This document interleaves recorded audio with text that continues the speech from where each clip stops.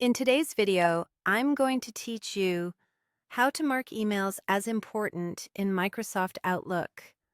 Marking an email as important is a simple way to signal urgency and help your message stand out in a busy inbox.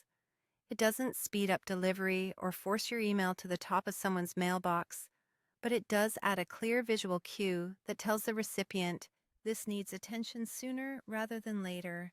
Here's how it works. First, start a new message by clicking New Email.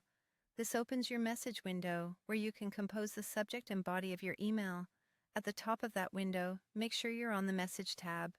If your ribbon is minimized, expand it so you can see the full set of options.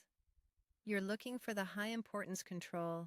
It's labeled High Importance and shows a small red exclamation mark. Click that button to mark your message as important.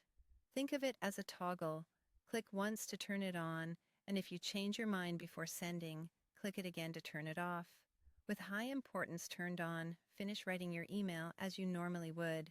When you're ready, send the message. That's all there is to it.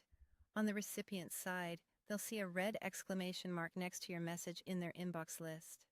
Inside the message header, they may also see an indicator showing that the email was marked as high importance.